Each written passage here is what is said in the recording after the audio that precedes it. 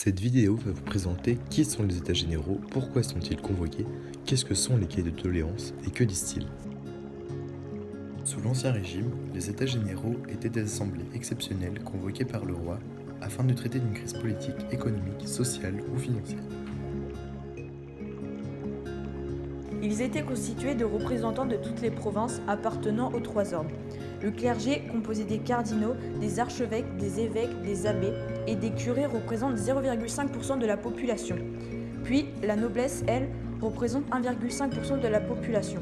Et enfin, le tiers-état rassemblant les paysans riches et pauvres, les ouvriers, les errants, les domestiques.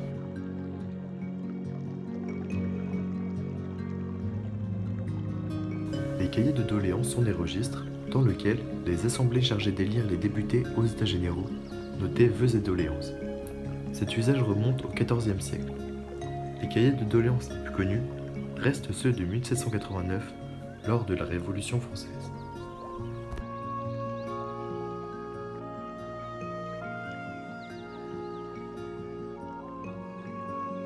Et de doléances du clergé.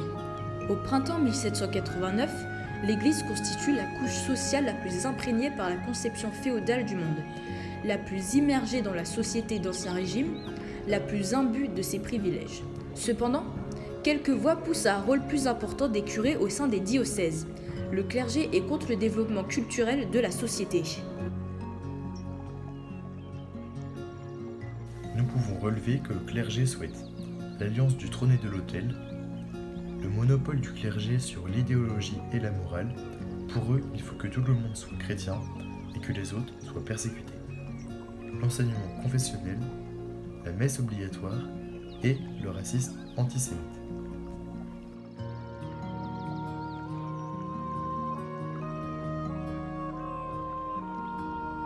Les cahiers de doléances du tiers-état sont contre la pauvreté et les injustices criantes de l'Ancien Régime, s'attaquent au clergé, à la noblesse, aux ministres du roi et à Louis XVI. Le tiers-état lutte contre le clergé, comme le prouve cet extrait du cahier de Mirabeau. Ces richesses sont composées en grande partie de la sueur des peuples sur lesquels le clergé perçoit un impôt affreux sous le nom de dîme. Et contre la noblesse avec le cahier de doléances d'Aix. La noblesse jouit de tout, possède tout et voudrait s'affranchir de tout. Et cependant, si la noblesse commande les armées, c'est le tiers-état qui les compose. Si la noblesse verse une goutte de sang, le tiers-état en répond des ruisseaux. La noblesse vile les trésors royaux. Le tiers-état le remplit. Enfin, le tiers-état paie tout et ne jouit de rien.